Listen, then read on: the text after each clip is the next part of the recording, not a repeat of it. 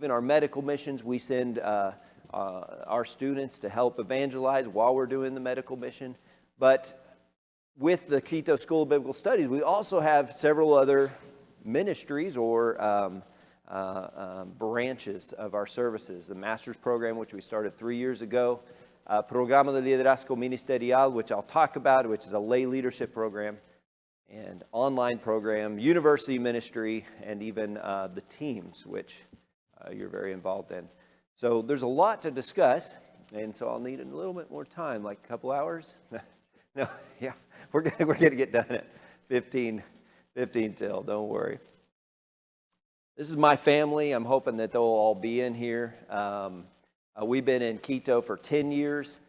We were in Bolivia, Cochabamba, Bolivia, 5 years before that. Did a church plant there, and Dad asked if I could come up to Quito, and I came up to be near the grandparents and that sort of thing, and then he left me. No, they are migrating back here to Oklahoma, but still so involved in presenting the work here in the States and directing the Kumani work. Briefly, let me tell you how you guys have been involved. I tried to crack these numbers the other day, and it's hard when you trying to go back. But I think over 20 years, the South Yukon Church has been involved. My uncle Keith Markham used to go here, and I think that was a foot in the door, and then some other things. Rod Schaefer's been so involved. Gary Baumart, I don't know where he's sitting, but he's been down several times. Anyway, you guys also took a next step to plant a team in Santo Domingo. In Santo Domingo, it's kind of one of these cities that everything goes through Santo Domingo. Maybe we call it the Atlanta or something. I don't know. Everything goes through there, and there was no good church there. And now today, even 2015 is when support started. There's a good church serving that area. In 2015, and it's still going, is the plant in Loja, Ecuador, and it's more toward the south. Basically, it's hard to measure all that you've been able to do through this partnership because you're working with the school. Our graduates are going out into all the world. So I just said, well, thousands of people have been led to Christ by this 20-year involvement. Because that's basically the gist of it. It's hard to count. I'm going to try to give you some updates on what is going on in the school. But again, these three entities are the ones that are the ways that our students are being used. Quickly, you've probably heard some of this, but I want to give an overview of these three. Kumani and the medical missions go together in some ways because we've done most of our medical missions in this area of the jungle. We reach out to Chachi Indians and Afro-Ecuadorians.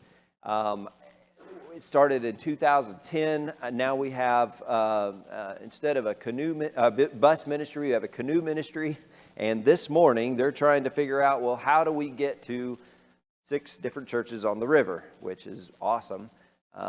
We have some great facilities we built up and continue to build up, making it a little more hospitable for medical missions. Doctors and nurses kind of like to have a comfortable bed anyway. It still has a mosquito net and stuff. But the main object of all this emphasis in Kumani is to build up churches. Not just physical plants, but the actual people along the river. For them, it's hard to go, everybody, just congregate in Kumani. The canoes, see what I'm doing? The canoes, it takes gasoline and money and stuff. So each tribe or each village is having its own church plant. These are just some pictures of those church plants, and you can get involved in building a building mission if you're interested. Usually it's very simple, pole barn type of thing. We have 6 evangelists there at all times, not at all times. They rotate in and out. You can't live there. So they go 14 days in and a week out to be with their family. And that's actually 5 churches. It's now 6. So praise God, that keeps growing. It kind of looks like this. When you go, you may be on the floor like in this little hut example, or you may be in chairs like at the Kumani main assembly. So our churches, most of them are starting small, like the one up above. It's neat to see them, all the children get in there and people open their homes. These are just some shirts that we had for showing our medical missions. We've had it since 1998, so you can imagine how many shirts that is. One of the sisters in Christ right there, Elsa. Does she have an OU cap on? I don't know. Dad may have given her OU cap. I'm not sure if that's OU. We're always trying to spread the good news of OU.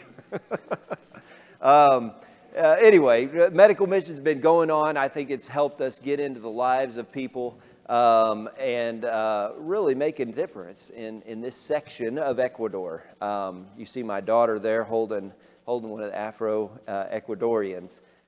She's gotten to learn a whole lot of things, clean out ears. Anyway, she usually goes to that station or helps with the bags. They're all involved in some way or another. Again, we have these in February and June. If this church would like to get involved, we've already had some of you. I remember Mike Sparks coming down at least one time, and we put him to directing traffic. You go here, you go there. He seemed to do good at that, but I hear he's no longer with you guys. Real quick, I wanted to let you know how Camp Bellevue serves the community and our mission. This camp is a beautiful camp at 10,000 feet. So if you have heart problems, probably better not go to Camp Bellevue. But we have cabins. They're able to have a camp of 200 people or 200 kids.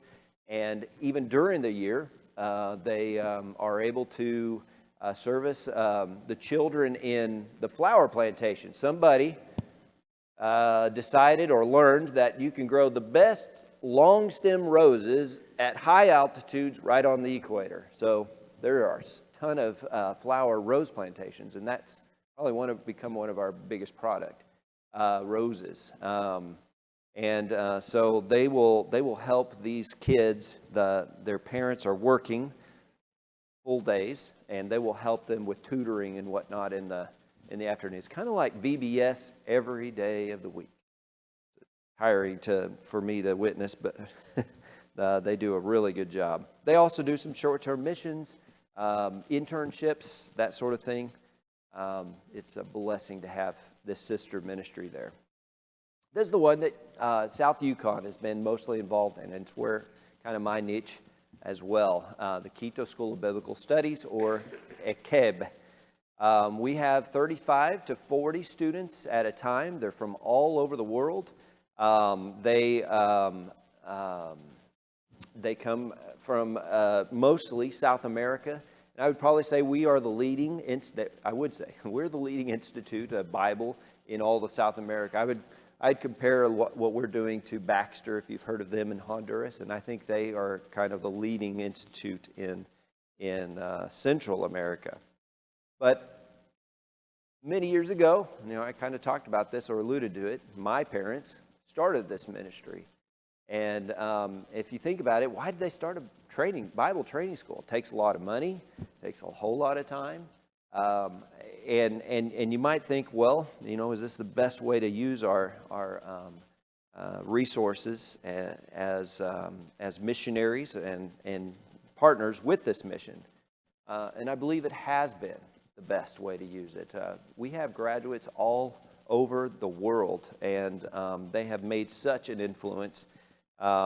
Most of them have stayed in Ecuador. 156 of the 251. Crack the numbers before coming here. So 15 have gone to Venezuela, 15 to Colombia.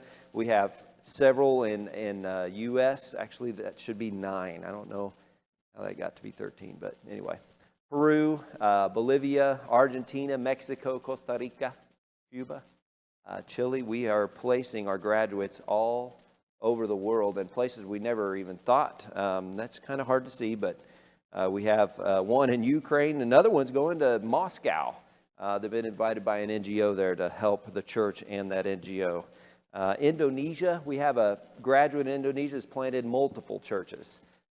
Just neat to see how God is using our graduates all over the world and serving in 20 different countries. So, back to my question, was it worth it to invest in this? I believe so. I believe they've been able to do more than gringo or the white American could have done. At the school, QSOBS, last year, our classes kind of looked like this. Maybe some of yours did too. Where the teacher's trying to get a hold of these. Okay, do we have such and such student? And then you have to flip the page. Oh, there they are, But we were able to transition. Now we're back to in-person gatherings, thankfully. Here's our faculty, the big news is that I'm no longer director. I've turned it over to the guy right below me there, Osvaldo. I think I have a picture of him. There we go. And his wife. We really picked him for his wife. She's a gym and does really good with the ladies program. But you kind of can see a mission point mature when you're able to turn it over to locals. And this guy has been on faculty for 18 years, have complete trust in him, and so thankful for the way he's leading the school. He's already wanting to make some implementations, more involvement in the churches locally there in Quito. When we arrived, there were only two churches, and now there are 12. So we send our interns to these churches to get practical ministry while they're studying. I'm sure South Yukon would love a free intern or two. And that's what we're able to provide the churches, and we see that helping them grow. He has a vision to develop an audio-visual ministry, which I'll talk about. And he's also organized our curriculum by a tier set because some of the students that come to us don't have the academic level to actually graduate. So he wants them, if they can at least get through the first year, to get some sort of certificated Bible and then be able to probably go on and help a church to their ability. Here's our staff. I'm going to just kind of go through these. So blessed with good workers, members of the church. Some of them have been with us for 26, 27 years. And they've known me as a young man, and somehow, even though I'm a prophet in my hometown, they still accept me and love me and respect my authority. So that's wonderful. This is a mission statement I tried to translate and make easier, but probably Osvaldo will even do a better job in making this. But basically, we want to train and form followers of Jesus Christ, and they need to be equipped for telling His good news to the people of Latin America. We, or the QSOBS, endeavors to not only impart a comprehensive knowledge of the Holy Scriptures, but also strategies, opportunities to put this knowledge in practice in their own lives and to those whom they minister. Basically, we're looking at true lifelong learners. This is what we want. Every week, our faculty will have a smaller group of students, and they'll be mentoring them and praying with them and asking them how things are going. And so we see a transformation, not just an information upload or anything like that, of trying to allow them to grow in Christ while they're with us. Probably some of this opportunity aspect is our vocational program. That I know of, we are the only institute in the Americas, in Latin America, that is also emphasizing a training in a vocational skill while they're at the Bible school. And I'll talk a little more about that. But it accompanies our curriculum over the 3 years. And it is a way for them to have some skill set to provide for their family while they're working for the church. Every student does 12 hours of practical ministry. We've started several soccer clubs, which is kind of neat.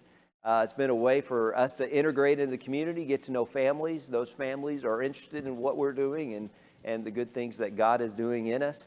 And we do all kinds of stuff. Because we're training nurses, assistants, and that sort of thing, we're able to even use our vocational program to reach these various different people because natural contacts are made. Here's a list of all the vocational programs that they're being trained in. when they're in their second or third year, they'll choose something. And we're not limiting them in any way, as long as it fits the budget, obviously, and the time frame, so that it doesn't interfere with their classes.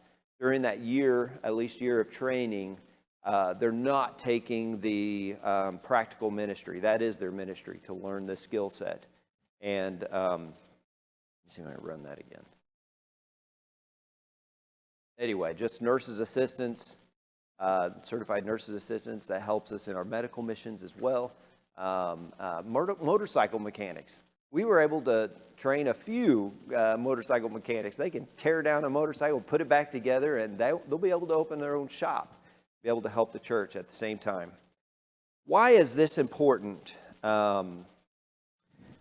It is important for this reason. When they graduate, there aren't preacher jobs waiting for them. Unlike here, there's not churches looking for a preacher. Basically, they've got to go and either start a church or enter a church that probably can't support them. And we don't want anything to impede the gospel. So we are trying to equip them to be able to provide for themselves until that church can get to a status where they are able to provide for their preacher. I'm going to just fast forward through these. We've done some infrastructure improvements. I want to get back to well, since I don't have control, no, there was no HDMI. I'll have to go back to the vocational aspect. I want to get back to it. This year we did some, no audio. No, that's fine. This year we did some infrastructure improvements with the flooring and the kitchen, that sort of thing. There's no way to give me audio, is there? Go ahead. Okay. Nope. Try this again. Go back one. I got a little too techie for Travis. I said, "I'll just give me an HDMI and I'll control everything from here." And he said, "No HDMIs here." Anyway. Here at the QSOBS, the pandemic has actually been good for us in that we've been able to do some projects that have been on standby because we always have students and people coming through the ACEB, the facilities here. We haven't been able to fix the floor, for instance. You can see in some of these pictures, the floor now is so beautiful, but we had to take it down to the dirt. A lot of that wood was termite infested and the columns were terrible.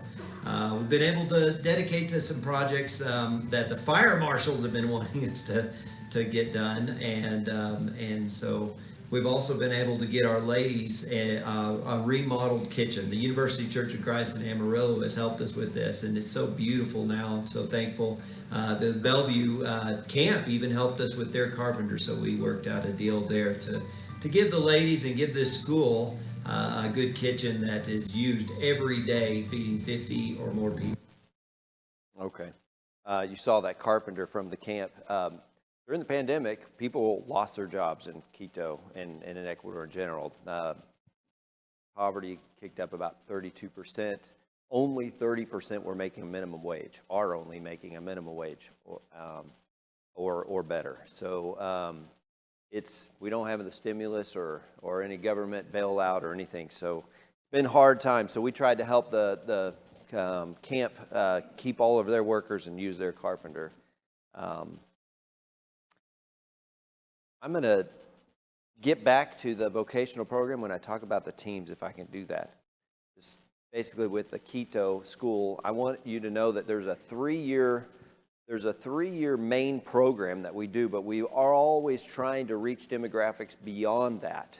And so we started an associate level certificate, basically, certificate in Bible, and we're getting our women involved in that. If they will complete 12 courses and go through the women's program, which meets every 15 days, then at the end they'll have that associate's certificate. But our online classes are very similar, and our PLM, Ministerial Leadership Program. I'm going to talk a little bit about that, but it's basically where one church invites all the leaders, men and women, to come every 3 months for a 20-hour course over the weekend. and then our university track. I'll be talking about, this is kind of a outline where I'm going to be going from now, but we have our full 3-year program in this associate level certificate, and then our master's program, which has begun 4 years ago. This PLM is like this. The church will, say South Yukon, says we want to equip people, leaders, and we have 12 main courses. So we're going to go through these 12 main courses over a 3-year period. And these, every 3 months, we're going to fill up the weekend. And we invite you to come, and they'll sleep on the floor. Some of them will go to hotels, or brethren will keep them in, take them in. And they will over those 3 years be prepare themselves and become more equipped to lead. They gain confidence to be our elders and to be our teachers in these local churches. Your church in South Yukon, we've done it there, and I think I have some pictures in the slides during the sermon. But we've done it in Rio Bamba. This is kind of how it looks. We'll have 50 to 70 people every 3 months come together and take a 20-hour course. I don't know if that would work here in the States, but it works there. They love it. They're so thankful to be able to have this training and feel more equipped for the leadership.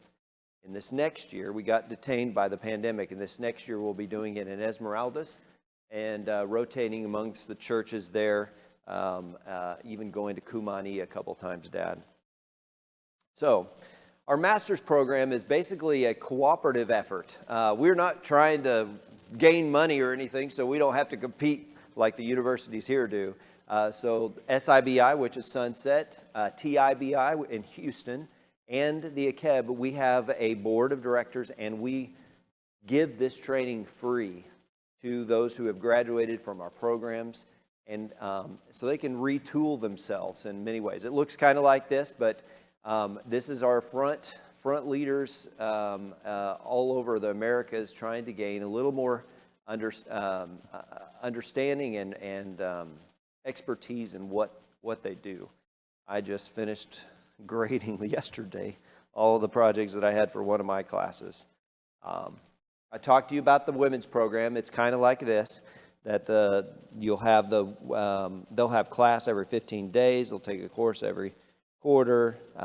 They'll be mentored by Lourdes, especially, and they'll receive that certificate. Right now we have 11 women in our school, and we see that they are just blessing churches so much. Children's ministry, women's ministry, evangelists. They're so productive and do very well in the classes. This is one of the branches that I talked to you about, the online Bible school. We've had, 20,000 or so go through this, but we have 50 active courses, and every 3 months we filter who is continuing to take classes. And so right now, 898 are active students right now taking classes online. But we've given around 3,600 certificates. So this is blessing places, especially like Colombia and Argentina, Mexico, the Americas. They'll start with this program, ¿Qué dice la Biblia? What does the Bible say? And but then they are able to go on from there. We have a new section that we're wanting to do to use this new audio-visual ministry. Anybody know what WhatsApp is? It's an application on the phone. Anyway, in Ecuador, that's what they use. So we're trying to design some 5-minute videos, kind of like Jewel Miller, but up to date.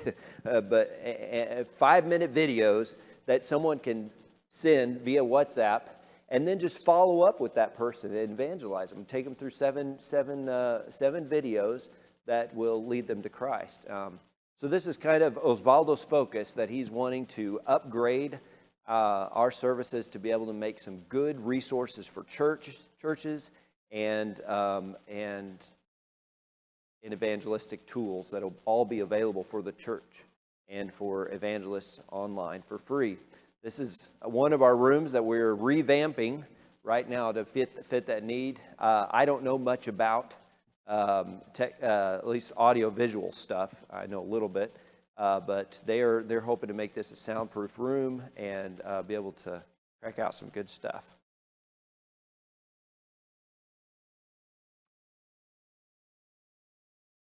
This is going to work because I'm not going to be able to show everything, and then I'll be able to follow up in the sermon time.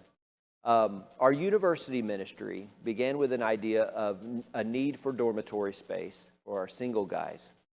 And then we thought, well, if we're doing that, is there a way to make this bigger than just dorm space? And so I prayed about it, and we started looking. In Quito, there's a UNESCO agreement to preserve old colonial buildings. Well, basically what that means is if you have an old colonial building, big businesses like Coca-Cola or whatever, any kind of big business doesn't want to buy that because they would have to cram all their stuff into that format. Well, for us, it would work great if I could find some place with at least 2 floors and with the courtyard in the middle. Well, God provided that a few years ago, and we found a place pretty near us. It's kind of hard to see there, I'm sorry.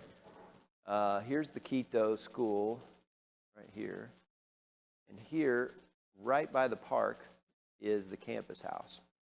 I've done it 3 minutes on my bike, but there's a trolley line right here, or you could walk it in 15 minutes. Anyway, so we were able to find a beautiful facility, old house, I should say, but this old house is right in the middle of a radius of around 6 universities. We have 96,000 university students going to school in this 3-mile radius. And so our vision, and pandemic hit, but our vision was, let's make the bottom floor a university center, kind of like Bible Chair or something you've heard of. And this was, you can kind of see how it looks now. There's the courtyard. In fact, that's my daughter. They're being baptized. We have a fountain, which is a fountain baptistry, right in the middle. So the bottom area is for the student ministry. We want it to be student-led by some of our students and other university Christians. Basically, this house was designed to be able to provide better facilities for our students, save on rent, give them better supervision. Man, as soon as we got it built, the pandemic hit, and we were able to give them a place where they can hole up because everybody was under quarantine. Thankfully, they were all able to stay away from the virus. But the student center aspect is just going to be that down area. And there's actually 2 rooms down below that are for interns from the States. But the student center has a cafe, will have a cafe, kind of like what you guys have. They'll be able to have regular devos, have the ministry have a hub, because a lot of them have time in between classes. They'll have 2-3 hours, so they have a place to go and do their homework and that sort of thing, or work out like these guys were doing. These bad hombres. Anyway, so this center is going to help in training our college kids in giving a community, first of all, and then training them with this Bible track that we have designed. Basically, it's, again, kind of a associate's level, but they have 12 main courses, and we designed it more for the university person in mind. Things that might be important, like Christian home and finding a good wife and being a good husband, or basic stuff like Old Testament, New Testament survey, apologetics might be important. These kinds of things are part of that track. So while they're in the university, they could take these at night and again form part of the ministry. This 4th aspect for the house or this university ministry is the U.S. connections. In the summer, all of my students leave. They go out on their internship. So what do we have? During the summer, we have an empty house. Well, not really. We're filling it up with mission groups wanting to do urban ministry. LST has come in. And so we're using it a lot. These are just some pictures of some people who've come, and these ladies made curtains for us and that sort of thing. LST has been there, and at that time we didn't have any men, so they were able to move in and almost have the whole run of the place. But we're hoping to get into some more things like that during the summer months. What I like about the university ministry is this: just it's so evangelistic and not just providing dorm space, but reaching out. We have told all the ministers around town, you need a baptistry? It's always ready. And so we have baptisms there all the time. And anyway, I think that baptistry at the center has been what has helped a lot. I am seeing I have 5 minutes. I could go on to talk about the teams, and I'm going to save that for the sermon time. I'd love to answer questions if there are any, because our teams is a big way that South Yukon has been involved, and I'm hoping to bring some of that in. But the nuts and bolts of the teams are this whole bivocational bent. That from now on, all of our teams are only provided with a half salary so that they build up their businesses.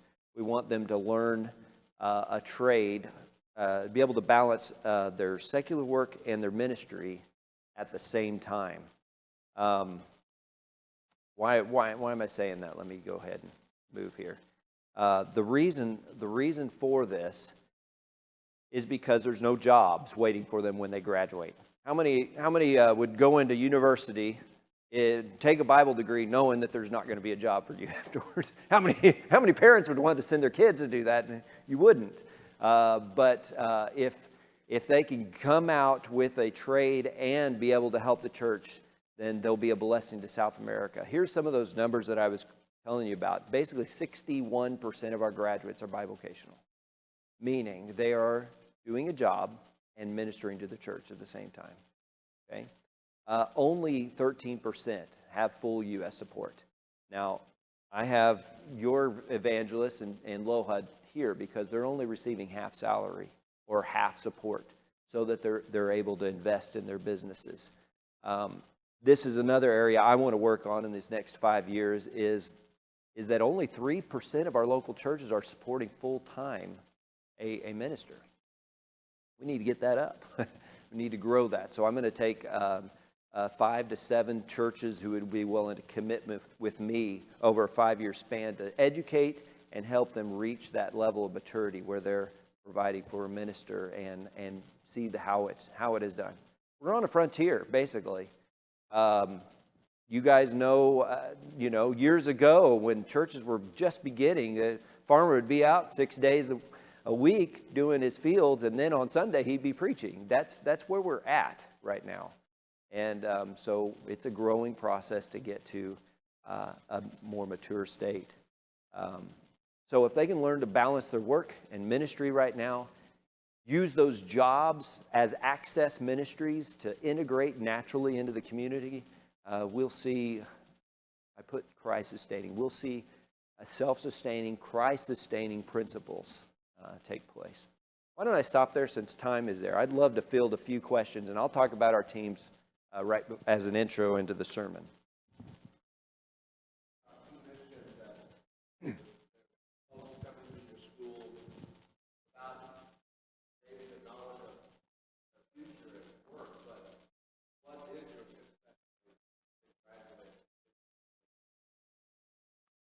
And what do you mean? Let me ask you that. What do you mean by placed? Like a full-time job?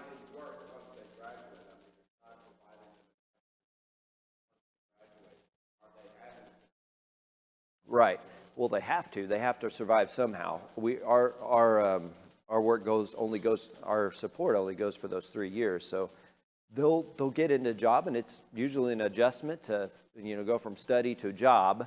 But yeah, I would say it's difficult because jobs are difficult in general, but we're encouraging becoming your own boss. There's so many mom and pop businesses in South America. The majority are. It's less corporate world like here. And so you can begin your own little business allowing you to organize your own time and, be able to evangelize in the, your Aloha church, your Aloha evangelist put it to me this way: everybody's working during the day, so this works good for us. We work during the day, and then we're studying at night with folks. Dad, you had your hand up.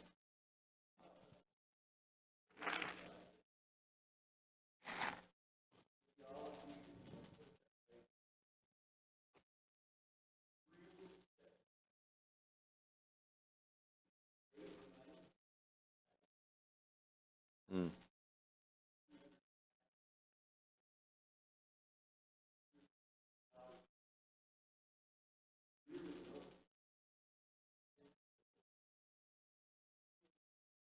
Yeah.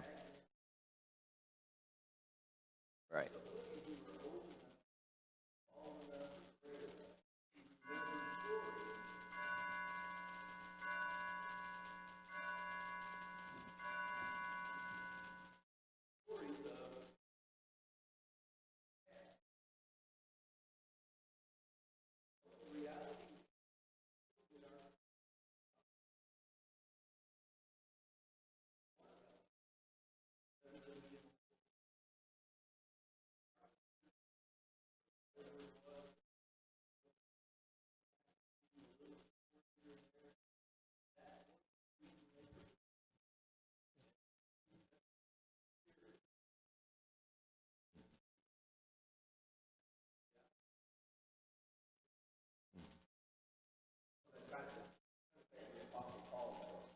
Tent making, right. And we tried at the beginning, have full salary for 10 years, knowing that would be weaned off, and planted 8 churches that way. Santo Domingo was one of them. But unfortunately, the 2 missionaries there in Santo Domingo left because they weren't integrated into the community with a secular job.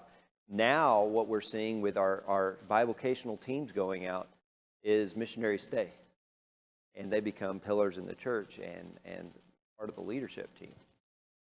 We have 2 planned for 2022 as well.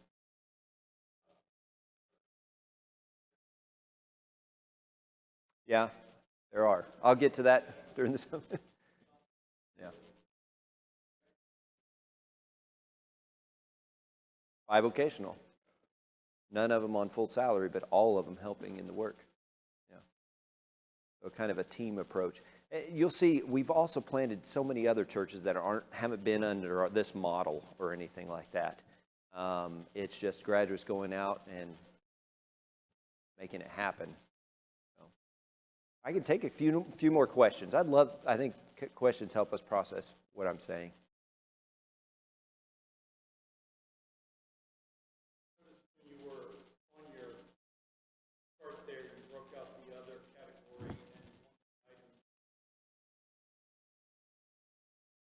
Yeah, that's,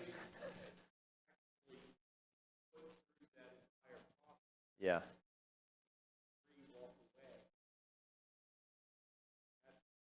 Still pretty low? Okay. We don't like seeing even the 3, but yeah, you're right. You're right. Yeah.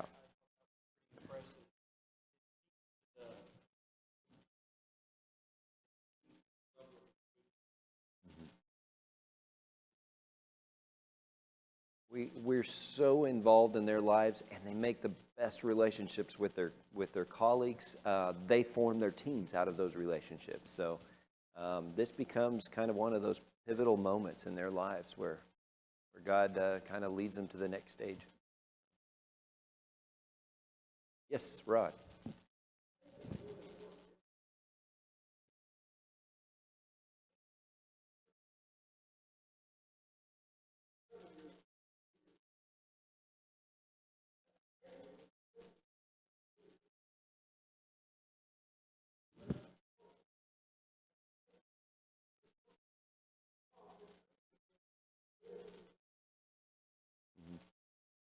Yeah. Mm-hmm.